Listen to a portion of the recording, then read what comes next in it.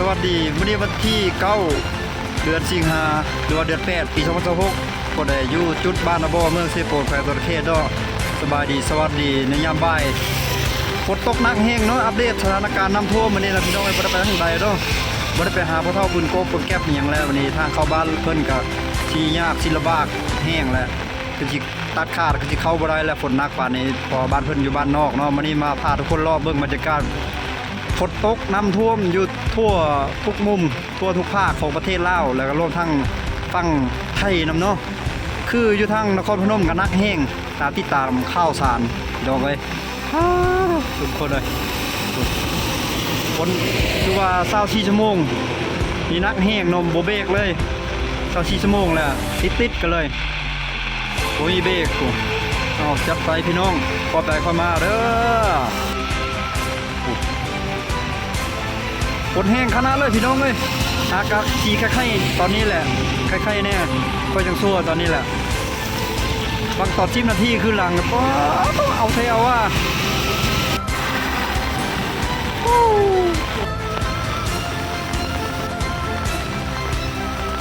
ตอนนี้บ่าย2 โมงหรือว่า14 โมงนะแต่ว่ามืดแห้งเลยตอนนี้ได้คือ6 โมงแรงนี่แหละนี่คือ6 โมงเย็นแล้วโอ้จัดไปพี่น้อยฝนมาอีกแล้วแห้งมาอีกแล้วประเดี๋ยวเทน้ำเทท่าเลยจะไปเห็นนอทางเลยพี่น้องบ่าย2เจ้าข้าเจ้าเปิดไฟหน้ารถเลยโอ้ต้องจัดไปมันสิเอาเห็นน้ำท่วมมันโลกเลยบ่หมดอยู่เนาะ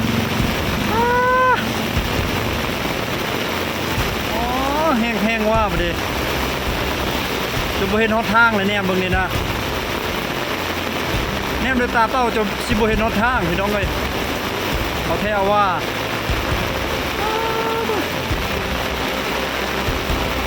โอ้ฝนตกมาบึดเดียวเมื่อกี้นี่มันท่วมทางจุดนี้คือว่าสัญจรได้ปกติตอนนี้ก็ยังโอเคอยู่ถนนหมายเลข9ปีนี้โหดในรอบ7 ปีนี้มันจะเอาให้คือเก่าประจังเนาะที่โตน้ำมันเริ่มดันขึ้นมาทันทีแล้วและนี่อีก1 จุดคือจุด3 แยกไปเมืองวิลาบุรีแขวงสะเขตเฮ็ดโอ้ถนนหมายเลข9พี่น้องเอ้ยทางประวัติศาสตร์เลยนี่ในรอบ 7-8 ปีก่อนอันนี้ที่เคยท่วมกูดักไหลเข้าเฮือนเข้าซ่านเซลแล้วน้ำเนี่ยทานข้าผู้ใดเด่นนี่เนาะแต่ว่ารถยังคงสัญจรได้อยู่เดี๋ยวจะพาไปเบิ้งหลายๆจุดอีกถนนหมายเลข9โอ้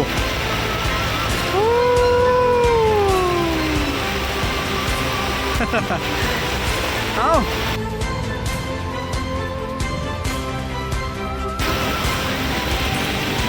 พี่น้องท่วมเป็นท่วมเลยสู้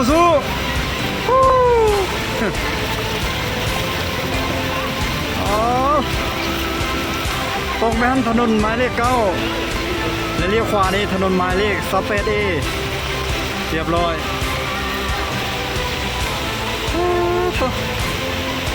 หานคาผู้ใดได้นี่เนาะท่วมหนักในรอบ7 ปีแล้วนี่ก่อนอันนี้มันได้ตกแล้วก็ท่วมตอนปี2019แล้วก็ปี2020วันนี้มาปี2026บ่ฮอด7 ปีซ้ำบ่ฮอดมีแต่4-5 ปี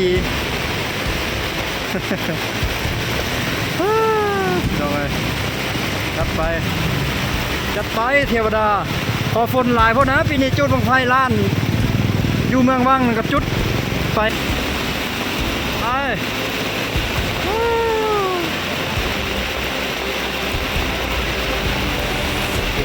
น้ำไหลเข้าเฮือนเข้าห้านเซลแล้วบ่อนี้แห้งในน้ำนี่ธาตุเลยพี่น้องเลยอันตราย แต่ว่ารถใหญ่นี่ยังคงสัญจรได้อยู่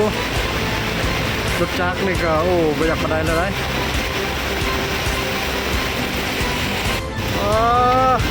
ลึกเอาเบิดเข่าคลองเสียหายหมดแล้วคนที่อยู่แถวนี้หน้าเธอเบิดเลยหน้านี่ตรงหน้าอยู่บนขวามือพี่น้อง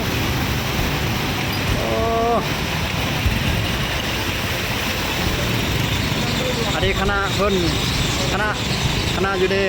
ปกครองเมืองสิปูนเพิ่นลงมาติดตามน้ำคณะปกครองเมืองสิปูนลงมาติดตามน้ำ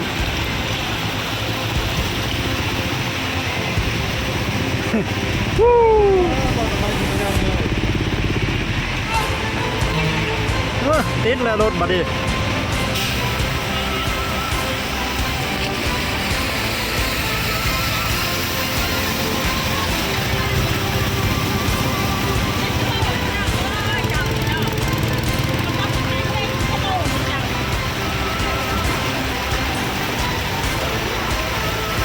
เลิกลีน้ำเถอะเนี่ยโหดจัดโอ้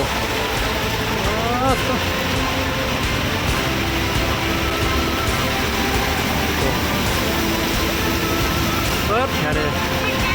เป็นทะเลโอ้เพื่อนไม่เท่านี่อยู่ต่ำทั้งเฮือทั้งห้านเบิดเลยห้านกาแฟเรา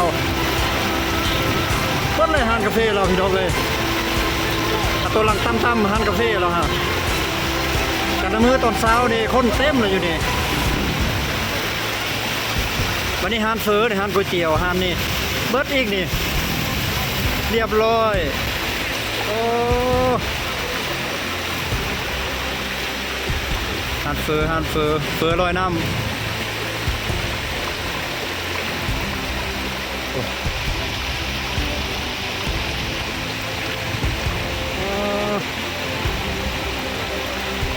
น้ำแห้งขนาดนี้ปลาปูนงสวะนงยังไปเบิดแล้วโอ้บริเวณแถวนี้ทุ่งหน้าพี่น้องเช็ดลาบคาบเลยทำมันโทษ3 วัน 4 วันเนี่ยสายเกี้ยงจุดบาราบอเมืองเซโปนแขวงตะเคียน3 แยกระหว่าง3 แยกเข้าเซโปนแล้วก็แยกนึงจะเข้าวิลาแล้วแยกนึงจะลงสู่สอนเขต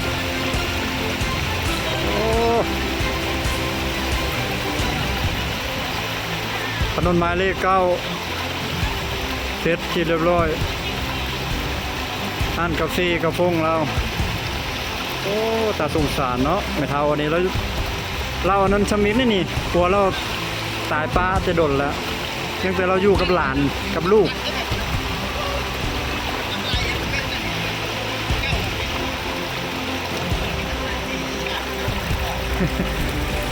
หัวหน้าศึกษาก็ลงมาติดตามน้ำฮะไล่แล้วปั๊มน้ำมันเสร็จเรียบร้อยโอ้อันตรายพูดแท้พูดว่าพี่น้องเลยเปิดร้านเสือลอยน้ำร้านก๋วยเตี๋ยวลอยน้ำ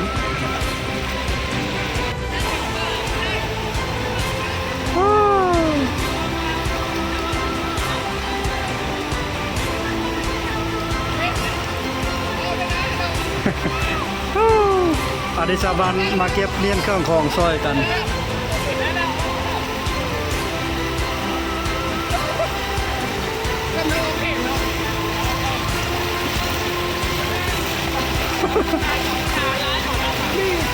เส้นทางซ้ำโมนเส้นทางเลยพี่น้องเลยซ้ำทะเลเลยยุดโซข้าวตอนนี้จะต้องกระโตกอีกแล้วเดี๋ยวนะ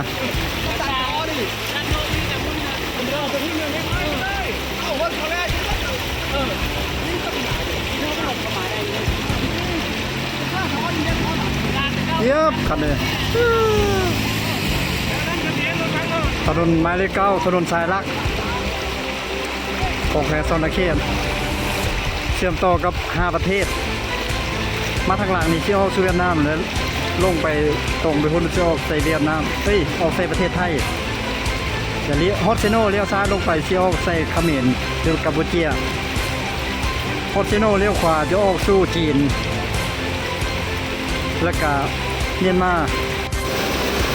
ฝนมาอีกแล้วพี่น้องมาอีกแล้วเบรกได้ประมาณ10 นาทีเติมนี่แหละ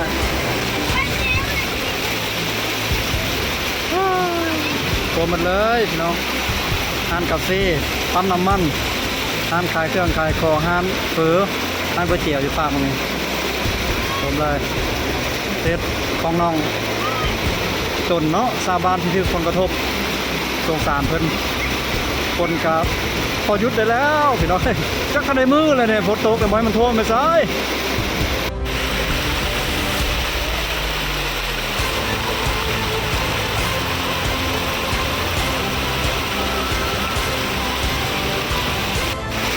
ติดตามระดับน้ำบ่นี่สาวนาบ่เซโปดเลย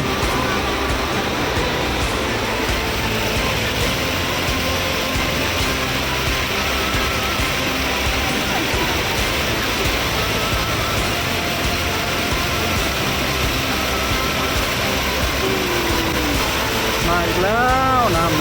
ำกดเทลงมาเบรก10 นาทีลงมาอีกแล้วโหดจัดตามประวัติศาสตร์ในรอบ4-5 ปี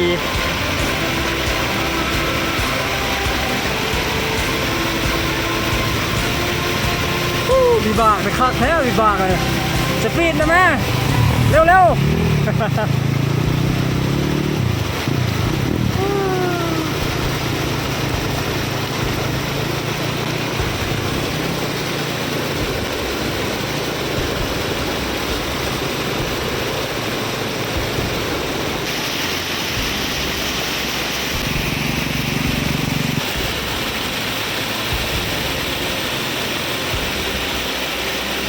ี๋ยววันรับ15ทุกคนไปเบิ้งทาง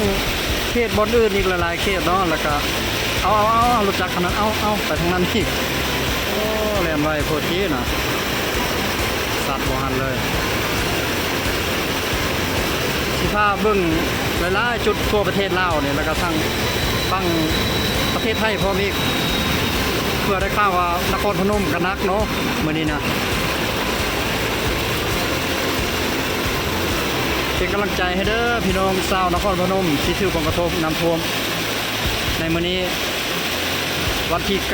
9 สิงหาคม 2569ขอให้ทุกคนผ่านพ้นวิกฤตการณ์นี้ไปด้วยดีทางฝั่งลาวนี่ก็ คือเห็นนี่แหละนักน่วงเอารถกระบะคันนั้นก็โอ้จะไปเล่นไวเล่นเร็วที่สัตว์ลงคลองกันเลย โอ้เอาจัดไป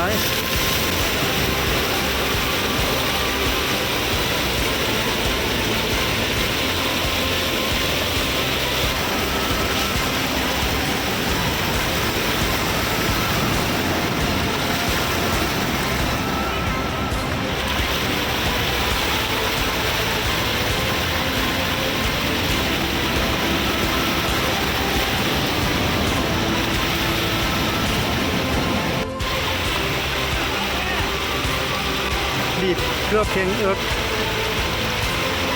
คลือบเพียงนะ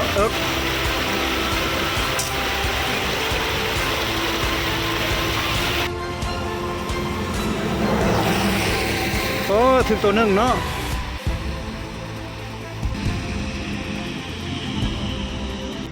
จุดนี้เป็นอีกจุดหนึ่งที่ว่าเป็นแม่น้ำใหญ่แม่น้ำสายเซบางเฮียงเมื่อเซโปดคอยสระเขตเพิ่มระดับขึ้นสูงหลายเบิ่งไหมเสาเข็มเสาตะหม้อครัวเก่านะเกือบสิลิฟเลยท่าโอ้น้ำขึ้นลายซันเปเปอร์น้ำท่วมน้ำท่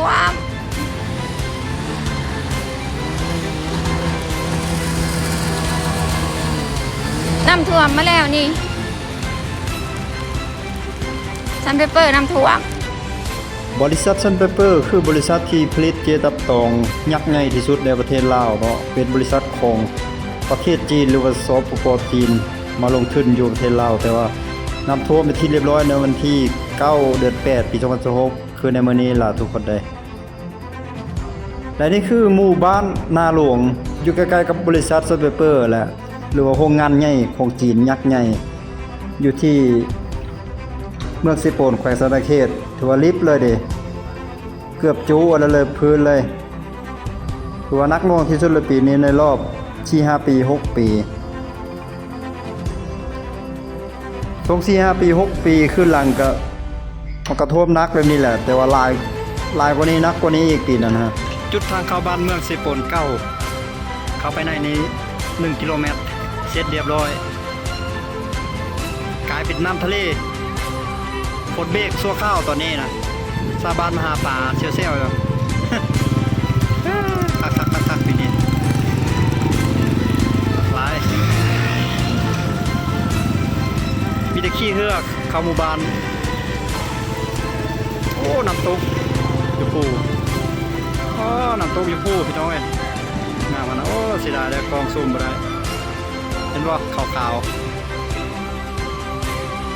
ๆมี2บ่อน2-3บ่อนหมด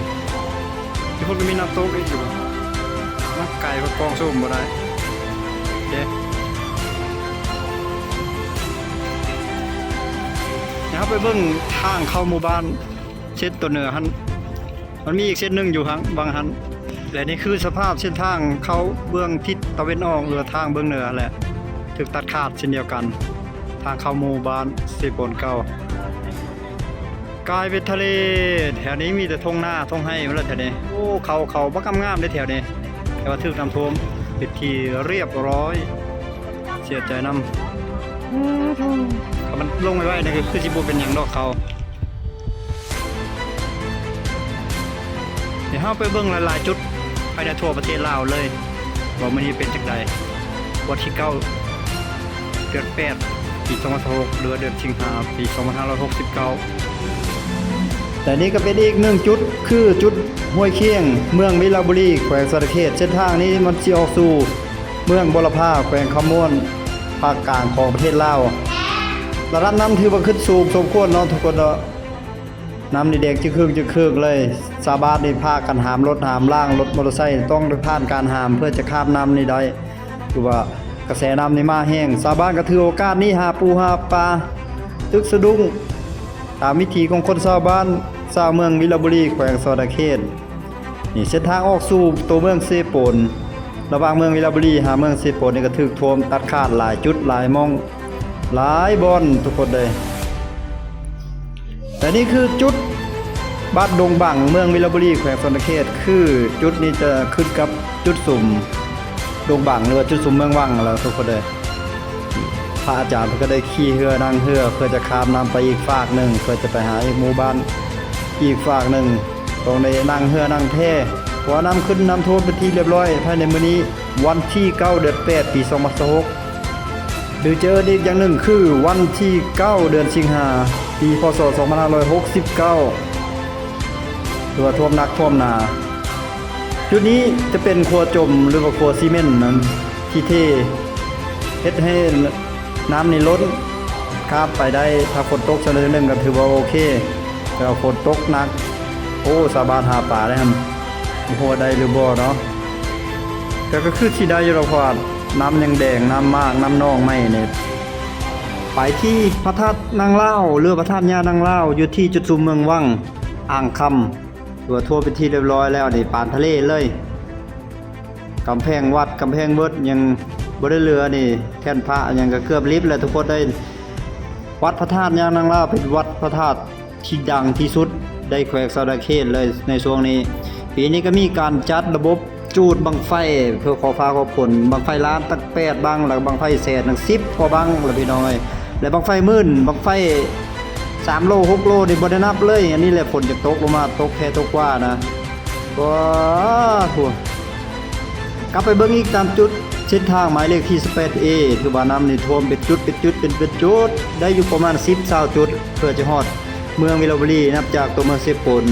ไปถึงเมืองวิลาบุรีในระยะเส้นทางประมาณ45กิโลเมตรแล้วทุกคนได้ฝ สภาพน้ำนี่ถือว่าแดงจึงจะครึ่งแล้วเนาะตัดขาดแถวนี้นี่เพิ่นจะ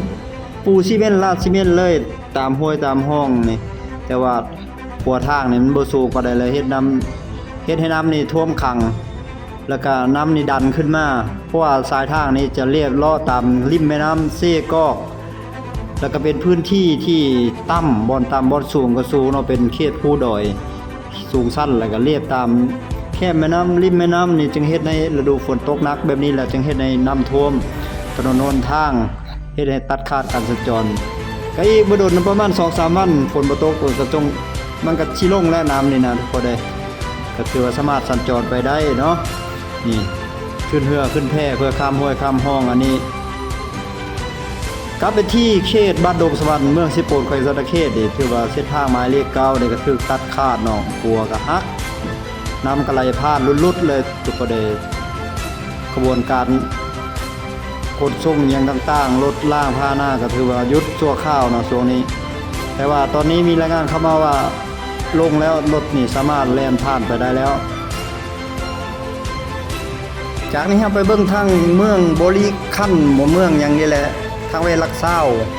ขึ้นกับแขวงบริคำไส้ภาคกลางของประเทศลาวท่วมนักท่วมหนาคือกันเลยเขาเจ้าก็วัดว่าอาหารก็บ่ได้ยังบ่ได้เหลือเลยทุกคนให้นี่ถนนทางถนนหมายเลข13ใต้แล้วนี่ทุกคนให้มันสิเป็นสายน้ำเลยสามารถเอาเรือเอาแพมาขี่ได้เลยแล้วสำนี้นะเบิ่งชาวบ้านเขาเจ้าโอ้ยขนเครื่องขนของ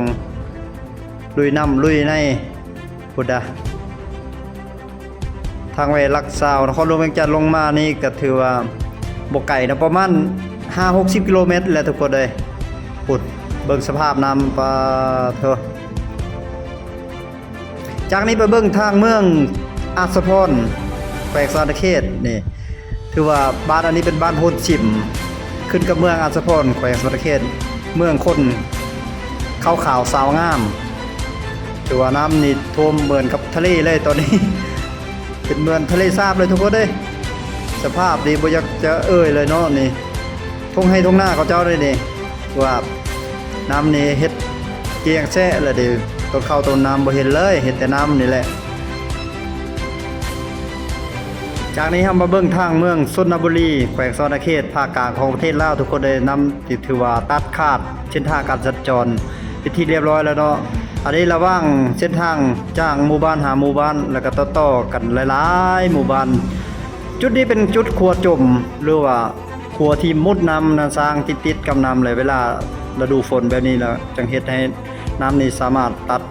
ขาดการสัญจรได้สภาพน้ำนี่แห้งขนาดเลยเป็นน้ำห้วยน้อยๆและจากนี้มาเบิ่งทางเมืองพีนแขวงสะตะเขตเมืองพีนนี่ก็ถือว่าเป็นเมืองหนึ่งที่ว่าได้รับผลกระทบค่อนข้างจะหนักหน่วงเช่นเดียวกันเนาะเมื่อฤดูฝนแค่นี้จะถูกดันขึ้นมาจากสายน้ำซีบางเหียงตอนใต้ของเมืองเซโปนแขวงสะตะเขตเมืองพีนจะติดจอดกับเมืองเซโปนแขวงสะตะเขตเมื่อเวลาฝนตกหนักอยู่เขตเซโปนเขตเมืองพีนก็จะถูกผลกระทบเช่นเดียวกันเนาะตามๆกันมาตัวสมควรอยู่และครับไปเบิ่งจุดนี้อีกจุดนี้คือจุดพ้นเมืองพ้นแดงเส้นทางไปเมืองบุรพาแขวงขมวนภาคกลางของประเทศลาวจุดนี้ก็ถือว่าได้รับผลกระทบเช่นเดียวกันเนาะน้ำนี่กำลังซัดมาแต่ป่าแต่ดงแต่ผู้แต่ผาแต่ป่าแต่เขาและกำลังมาแห้งเลยข้ามถนนหนทางจุดจอดเลยจากนี้มาเบิ่งทางเมืองท่าแขกแขวงขมวนภาคกลางของประเทศลาวฝนตกหนักจึงเฮ็ดให้ไฟฟ้าในซอดตามเสาไฟตัวเมืองท่าแขกกลายเป็นทะเลน้ำจืดแล้วทุกคนในตอนนี้ถือว่าน้ำนี่ซัดเข้าใจกลางเมืองแถวนี้แถวบริเวณสี่แยกปกสเลยใจกลางของเมืองท่าแขกแขวงขมวน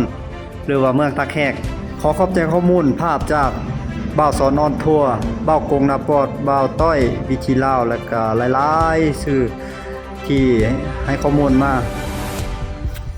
ตามการรายงานข่าวว่าฝนนี้ยังสิดำเนินการตกอีกจนฮอดวันที่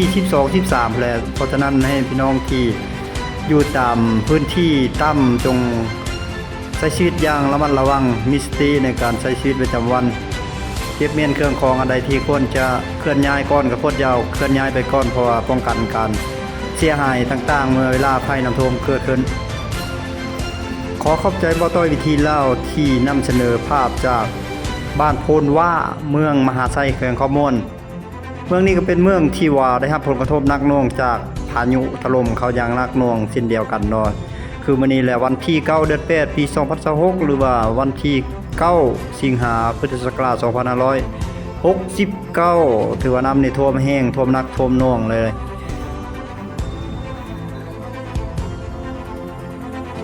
ชาวบ้านจะเป็นต้องใช้เรือแพเรือพายเพื่อเก็บกู้เครื่องของอย่างต่างๆนี่เอาขึ้นมาไว้จุดที่สูงจุดที่น้ำบ่ทันได้ท่วมแล้วก็ชาวบ้านก็จะช่วยกันเก็บกู้เครื่องของอย่างต่างๆขนเครื่องขนของรถจักรรถมอเตอร์ไซค์เอาขึ้นเรือขึ้นแพเคลื่อนย้ายกำลังของชาวบ้านและกำลังทหารนี่จะฮ้อนทรายฮ้อนหยังเพื่อกันน้ำบ่ให้เข้าไปจุดเขียวบ่ทันได้เข้าเนาะเพื่อแพจะเป็นสิ่งที่สำคัญที่สุดในช่วงเวลานี้ในการนำใช้ขนส่งคนพาหนะเครื่องของอย่างต่างๆอันนี้ปลายเข้าเรียนถือว่าท่วมเป็นที่เรียบร้อยแล้ว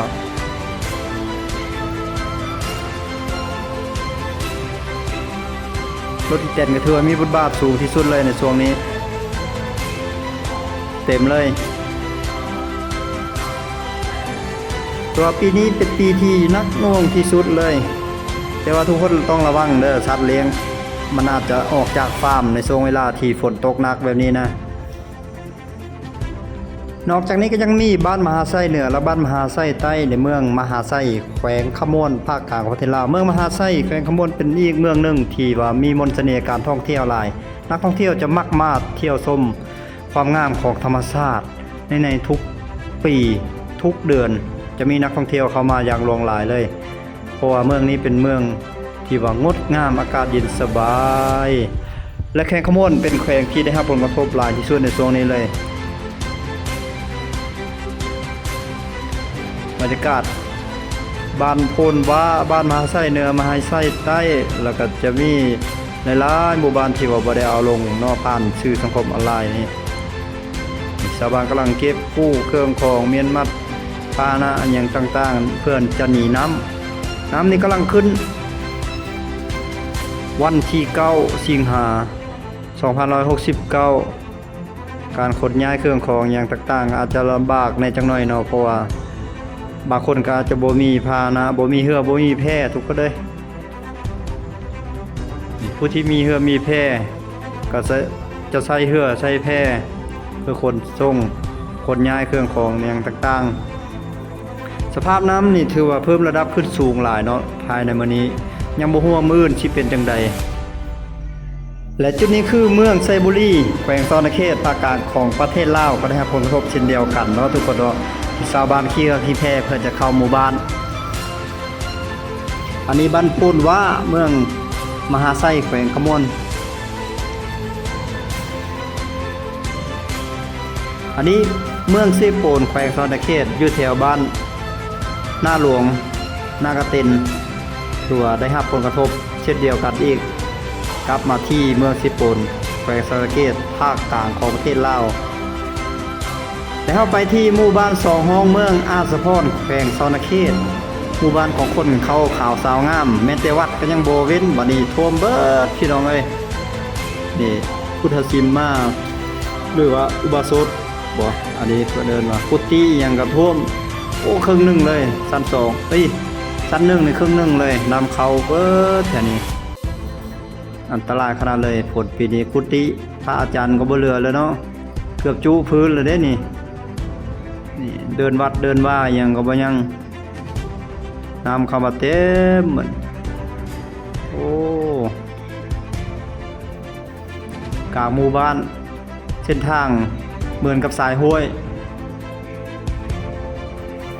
กุฏิพระอาจารย์นี่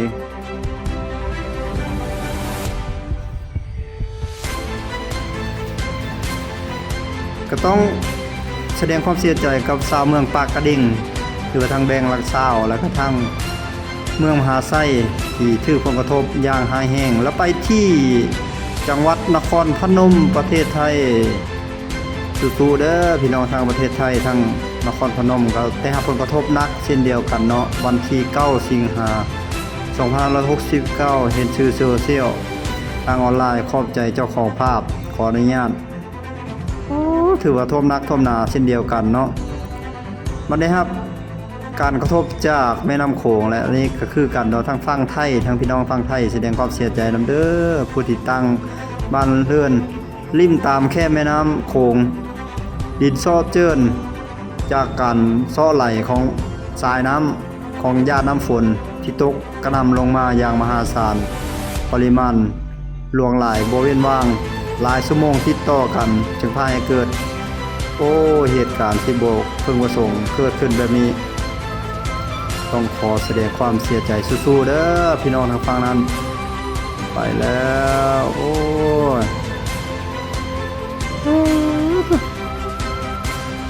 คือดินมันถล่มลงไปเพราะว่าดินมันอ่อนแล้วมันเปื้อยได้น้ำซ้อน้ำกัดน้ำกินอันนี้ก็ภาพแถวใจกลางนครพนมน้ำนี่ถือว่าดันขึ้นมาน้ำไหลบ่ทันจะดันขึ้นมาเฮ็ดให้ท่วมถนนหนทางอย่างต่างๆเนาะโอ้ยน่าเสียดายเนาะรถเก่งนี่จมน้ำเลย